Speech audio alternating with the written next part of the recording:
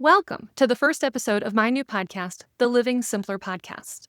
My past podcast, Turning Lemons into Lemonade, was a true labor of love and one of my favorite things to do in my business.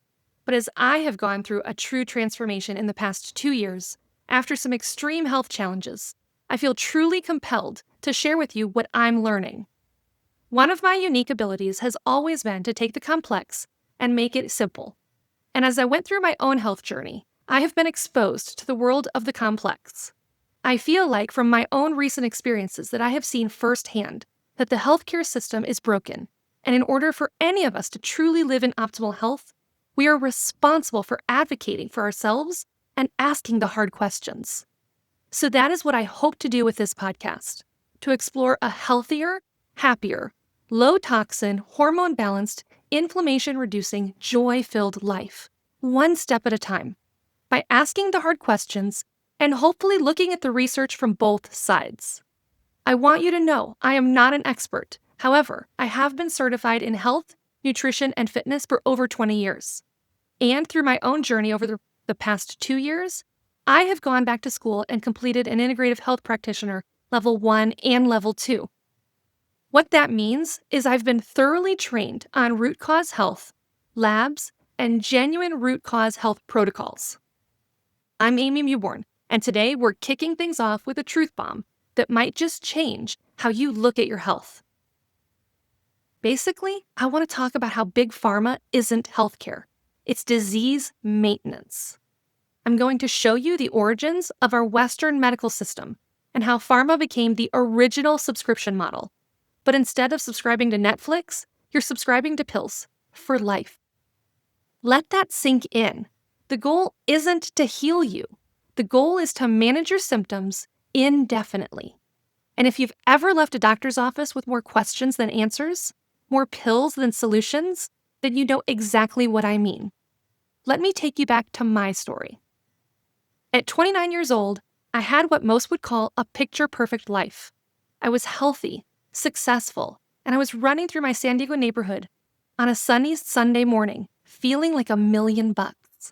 But that afternoon, I collapsed on the floor of the Container Store, unable to move, see, or speak, after having a stroke at the age of 29. I didn't smoke, I exercised, I took all the vitamins. I was a certified Pilates instructor. I did all the right things. But you know those side effects that they list off in the commercials? Yep, my birth control caused a blood clot that stuck in my brain and caused a stroke.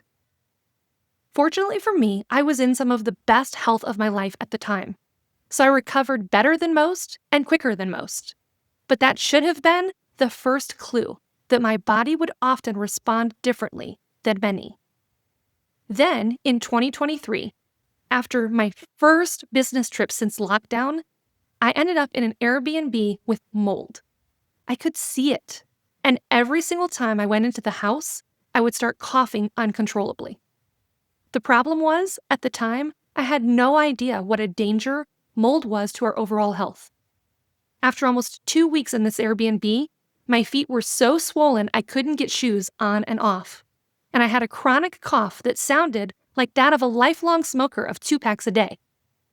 For the sake of brevity, I won't bore you with all the details today, but the next 6 months were some of the hardest of my life. I was shuttled from specialist to specialist. I had innumerable CT scans with multiple MRIs, with and without radioactive dye. At one point, they thought I had lung cancer. They were prescribing me steroids and inhalers, but none of it worked. Ultimately, it wasn't until I dove deep into functional medicine, complete with thousands of dollars of out-of-pocket, expensive comprehensive testing, that we uncovered the root issue: mold toxicity. Once I started addressing the root cause of that cough, things began to shift, and my own true health journey began. But this isn't just my story. This is the story of so many people, especially women in America that are just like me. Women that are tired of being told that they're fine, normal, crazy, or just depressed. Let's talk numbers for a minute. These might shock you. Among Americans aged 40 to 79, nearly 70% took at least one prescription drug in the last 30 days. Over 22% took 5 or more. That's not health, that's polypharmacy. And it's tripled in just 20 years for adults over age 65. Nearly 1 in 5 older adults now take 10 or more prescriptions regularly. And across all age groups, more than 64% of US adults are on some form of medication. Not to mention, we spend $600 billion a year on prescriptions in this country, more than any other nation on earth. Yet America has some of the worst health outcomes, and despite all the medical advancements, America is seeing our average lifespan on the decline. And here's the heartbreaking part. Almost 1 in 4 Americans struggle to afford their medications. Nearly 1 in 3 admits to skipping or rationing their doses due to cost. This isn't just unsustainable, it's inhumane. You see, Western medicine is excellent for trauma care. If I break my leg or have a stroke, yes, get me to the ER as quickly as possible. But chronic illness, hormone imbalance, autoimmunity, fatigue, weight gain, the system isn't built to heal you. It's built to keep you dependent. And too many women, especially those in their 40s, 50s, and 60s, are sitting across from doctors who shrug at their symptoms and say, well, this is just what happens at your age. No, it's not just aging. No, it's not just menopause. It is not normal to feel exhausted, inflamed, or broken every single day. You don't need another pill. You need to get to the roots. I want you to know you are not crazy. You're not lazy, and you are not broken. You are inflamed, you are imbalanced, you are overmedicated and undersupported. But you don't have to stay that way. Here's what I know from personal experience and professional study. Healing happens when we support the body, not silence it. Symptoms are messages, not nuances to medicate away. True health is about balance, not Band-Aids. And that's exactly why I created Living Simpler, to help you reconnect with your body, reduce your toxic load, and make simple, sustainable, and finally effective choices. Because you deserve to feel good again. And friend, if no one has told you lately, it's not too late. You can change your life. You can find energy again. You can lose the weight that won't budge, balance your hormones, and reclaim your glow. But it all starts with one decision: to stop outsourcing our health to a system designed to keep you sick.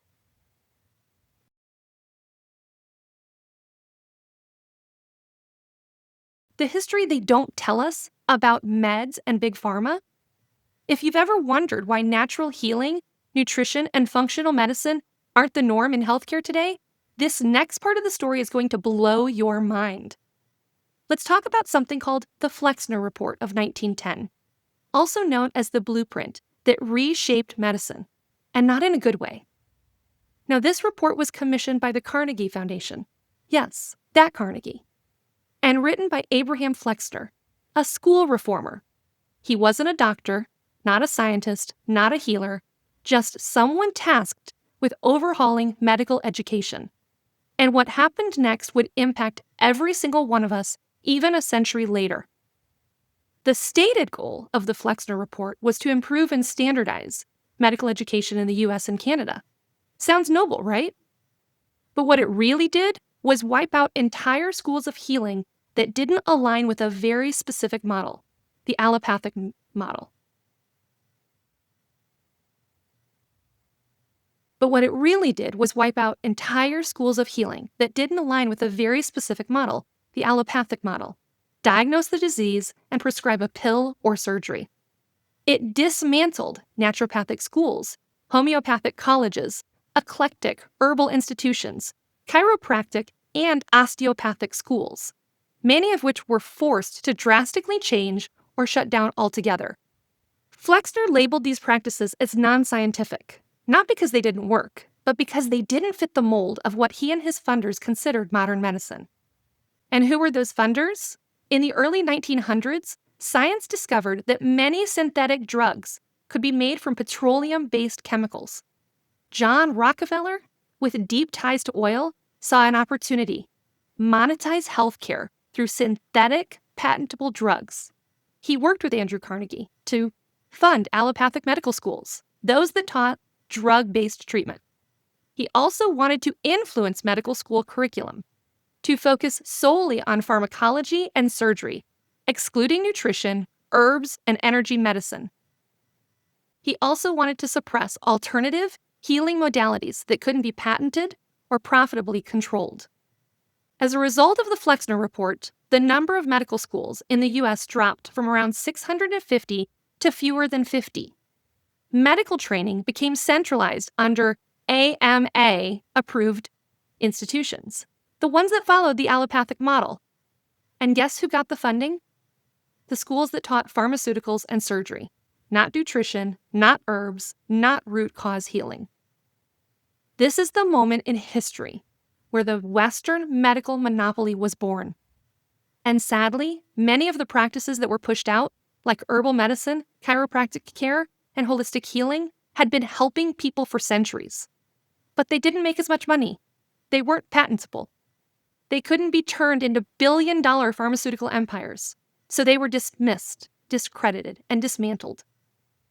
This is why when you go to a traditional doctor today, you're rarely asked about your gut health. You're never asked about your stress levels, your toxins, or your nutrition. Instead, you're handed a prescription and told to come back in 30 days. Not because your doctor doesn't care, but because this system was designed to work that way over 100 years ago. In 2024, on a visit to my parents' house in Nashville, I fell down the stairs on my way to bed. They took me to the emergency room the next day, thinking I had another stroke. After spending my 48th birthday and a week in the ICU with brain swelling, lesions on my brain, and stroke-level blood pressure, they sent me home with 4 blood pressure medications to reduce the blood pressure and told me to go see all the doctors. Then, 6 months later, after seeing another 4 to 5 doctors, I finally found a neurologist who spent time trying to determine what was going on. Based on the lesions, they were pretty sure it was MS. After seeing him a few times a week for a number of weeks, he finally diagnosed it as MOGAD. MOGAD is just an acronym for antibodies that attack the myelin sheath over our brain, spinal column, and optic nerves. The lesions that looked like MS was the demyelinization over my brain. MOGAD is an autoimmune disease, a lot like MS. It leaves scar tissue on the brain. It's treated very similarly as well with chemotherapy and steroids. As I was already over a year into my IHP studies, I really didn't want to start with chemo and steroids. So thank goodness this doctor agreed to allow me to try to reduce my autoimmune reactions with lifestyle factors and supplements first. But he was the first doctor that even considered that possibility. Every doctor prior to him tried to get me in and out of a meeting in less than 8 minutes with a list of prescriptions. I want to be very clear. I am not anti-doctor, and I am certainly not anti-science. I am not an expert. I am a woman just like you who learned firsthand that the system was not designed to genuinely heal me. For me, a MOGAD flare-up means potential paralysis or blindness. I don't have the luxury to have doctors just try to medicate me and keep me just on the verge of not sick. It's why I had to take my health into my own hands and be my own best advocate. The current medical system is about symptom management, not root cause resolution. It's about profit, not prevention. And it's why so many of us feel dismissed, overlooked, or flat out misdiagnosed when we know that something isn't right in our bodies. Now, let's talk about something that most of us never learned in school, and something that blew my mind. How we think about medicine was deliberately shaped by people who had everything to gain. In addition to controlling the oil and pharmaceutical industries, John Rockefeller was a master of public opinion. He didn't just fund laboratories. He funded massive public relations campaigns that labeled natural medicine as quackery. Therapies like herbalism, homeopathy, and naturopathy were mocked in the media and pushed out of medical schools, not because they didn't work, but because they didn't serve the emerging pharmaceutical empire. Rockefeller also donated millions of dollars to medical schools, universities, and hospitals, but only if they agreed to teach and promote a pharmaceutical-first model of care. He supported medical journals and institutions that prioritized synthetic solutions over lifestyle, nutrition, or prevention. In other words, he didn't just invest in medicine, he invested in the messaging around medicine. And the result? A whole new medical model was born. One that prioritizes treating symptoms over identifying root causes. One that pushes pharmaceuticals instead of prevention. One that excels in acute emergency care, but struggles deeply with chronic illness and long-term wellness. And at its core, it's a system that often puts profit ahead of healing. This is the foundation of what many now call the sick care system. A system where health is managed for life, with prescriptions, rather than being restored through nutrition, detoxification, movement, or root cause support. It's not about curing, it's about managing and keeping you as a lifelong customer. So why does this matter right now? Because for over 100 years, functional, holistic, and integrative practitioners were intentionally erased from the healthcare conversation. Their approaches were dismissed, discredited, or excluded, even though they were helping people heal. And no group has suffered more under this model than women. We've been told our hormonal balances are normal, our fatigue is just stress, our gut issues are just aging, or it's in our head. And when we ask for deeper testing or answers, we're often dismissed or handed an antidepressant. But here's the truth. We are allowed to ask more questions. We are allowed to explore alternatives. And we are allowed to reclaim what was lost, our right to real education, informed choice, and true empowerment. There's a phrase often whispered in pharma boardrooms. A patient cured is a customer lost. Let that sink in. Is that the mindset you want driving decisions about your health? I know I don't. That's why Living Simpler exists, to give you back the power to ask questions, make confident decisions, and support your body in a way that's rooted in healing, not dependency. You don't have to play by the old rules anymore. Let's talk about something that I know every woman has experienced, and yet so few feel heard when they bring it up. You go to the doctor and you say, I'm exhausted all the time. I can't think straight. I'm gaining weight even though I haven't changed a thing. My anxiety is through the roof. I'm bloated every night and I don't feel like myself anymore. And what are you told? It's just aging. It's perimenopause. You're just stressed. Try this prescription and let's see how it goes. Sound familiar? Sadly, for most women in their 30s, 40s, 50s, and 60s, this is all too common. We're told that symptoms like fatigue, brain fog, anxiety, stubborn weight gain, hot flashes or night sweats, bloating and constipation, low libido, they're all just part of getting older. That it's normal for moms to feel this way. That this is what menopause looks like. But here's the truth. These symptoms are not normal. They're common, yes, but they are not inevitable. They are signals, not sentences. Your body isn't breaking down, it's not betraying you, it's communicating with you. And what's really heartbreaking is how many women are overmedicated, misdiagnosed, or simply dismissed when they seek help. So what's actually behind these symptoms? I want to dig into what the science and real experience tells us. More often than not, it's not just aging, it's inflammation, blood sugar imbalance, toxic overload, and hormonal chaos, all of which are completely addressable with the right tools. First is chronic inflammation. Before experiencing my own health crisis, I never realized how detrimental chronic inflammation is to our overall health. Our bodies have acute inflammation, the kind that we experience when we sprain an ankle or get a cut on our arm. But chronic inflammation is the silent root of so many issues, and it's often triggered by things like food sensitivities, poor sleep, toxin exposure, and chronic stress. When you're inflamed, you might feel puffy, sluggish, sore, foggy, or wired but tired. Autoimmune flares, headaches, stomach bloating, stuffy sinuses, and water retention? Often it's all inflammation talking. Next is blood sugar imbalance, and this is huge for women. And it's often one of the overlooked causes of fatigue, mood swings, anxiety, sugar cravings, and stubborn weight gain. You do not need to be diabetic to have blood sugar issues. Most women I work with are on a blood sugar roller coaster all day long, skipping meals, grabbing something sweet in the afternoon, a glass of wine at night, and their glucose is crashing and spiking all day without them realizing it. When my sleep was off and I kept waking up at 3 a.m. every morning a few years ago, my functional medicine practitioner suggested wearing a continuous glucose monitor. I could see direct and immediate results from what I was putting in my mouth, and it was affecting so much of my life. My energy throughout the day, my sleep at night, my brain fog, and my mood. Stable blood sugar equates to stable hormones, stable mood, and stable energy. Period. Full stop. Third is poor detoxification. So let's talk detox. Not in the juice cleanse sense, but in real biological detoxification through the liver.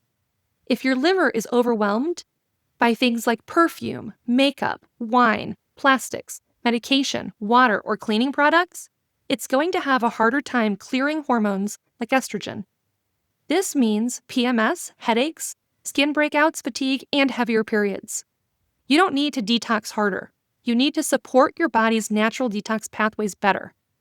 We will do future episodes all about the body's ability to detox, but it must be mentioned when we talk about some of these common root causes and why we just don't feel right. And then, of course, there's the hormonal piece. So many women are dealing with estrogen dominance, low progesterone, adrenal fatigue, thyroid dysfunction. The problem? Most doctors don't test properly until you push hard for it. And even if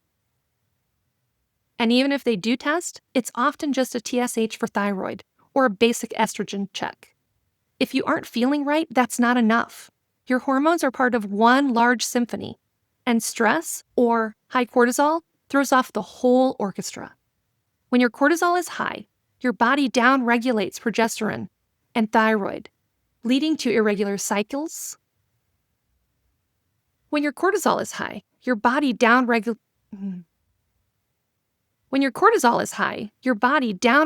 progesterone and thyroid, leading to irregular cycles, low energy, and poor sleep. It's all connected, and it is not just in your head. So now let me tell you what's actually moved the needle in my life and the lives of the women I work with. First, potentially maybe a food sensitivity test. After years of fatigue, skin flares, and digestive discomfort, I found out I was reacting to gluten and dairy, even the organic, clean versions. Once I removed them, bloating vanished, headaches disappeared, and my energy started to return within days. Next was cutting toxins. This was an easier switch for me than changing my food right away. I swapped out plastic containers for glass, scented candles for essential oil diffusers, and I still use those sparingly. I swapped conventional cleaning solution for safer alternatives, and my heavily fragranced personal care for low-tox options. The result? Deeper sleep, clearer skin, and fewer headaches. Many clients see their periods get lighter, mood stabilize, and inflammation drop, just from reducing chemical exposure. And for me, one of the biggest game changers was as simple as eating enough protein. For years, I was a 1-meal-a-day girl, and yet I was still gaining weight. It wasn't until I was in my integrative health practitioner certification that I realized how much I was actually damaging my hormones and my metabolism. That 1 meal a day, it worked great for my husband Mike, no problem, but it was actually harming my health. Today, I eat 2 large meals a day, and I aim for 50 to 60 grams of protein per meal. Most women I talk to aren't even close. When you hit your protein goals, blood sugar stabilizes, cravings drop, muscle is protected, which is key for your metabolism, and weight loss becomes so much easier, especially around the belly. I've had clients lose inches off their waist without changing anything else, simply by upping their protein.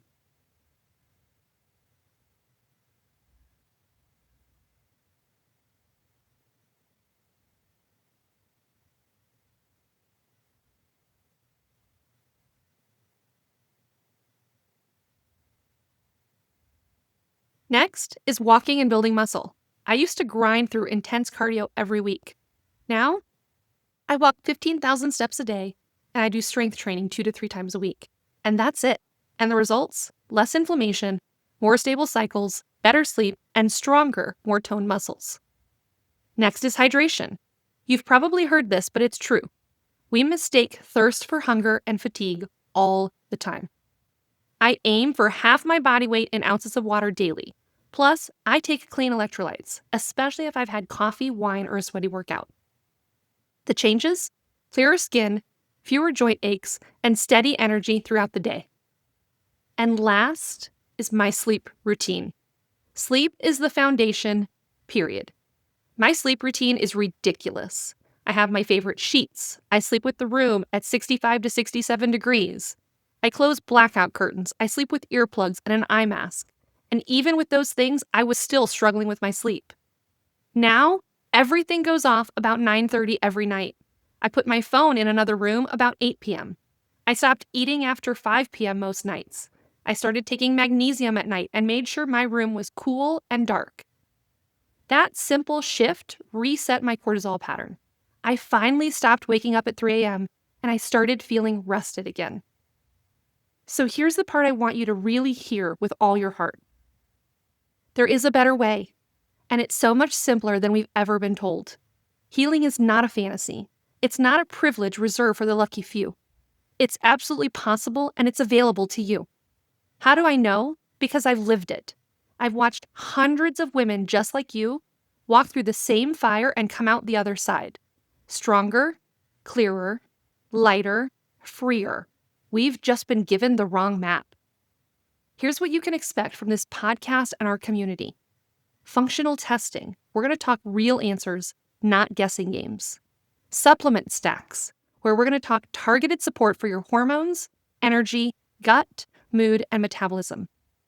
Protein-rich, blood sugar-friendly recipes that are easy, quick, and delicious. Toxin-free swaps to reduce inflammation in your home and your body. Mindset shifts, because how you think affects how you heal. Movement ideas that support your energy, not drain it. And most of all, freedom. Freedom from guilt, freedom from shame, freedom from the lies that say, this is just how it is now. No, my friend, it doesn't have to be this way. We're not going to hustle our way to healing. We're going to simplify. Because simple works, and you're so worthy of that simplicity. If this episode made you think differently about your health, your body, or your healing journey, subscribe to this podcast. Share it with a woman who's frustrated, fed up, and ready for more. And if you feel inspired, please leave a review. Your words help more women find this message. If you want to go deeper, join the Living Simpler email list or come hang out with us in the community at livingsimpler.com. This is where I'll be sharing recipes, detox tips, functional testing options, and more tools to help you finally feel good again. You don't have to keep doing what's not working. You just have to take one small step. This is your time. This is your healing. This is Living Simpler.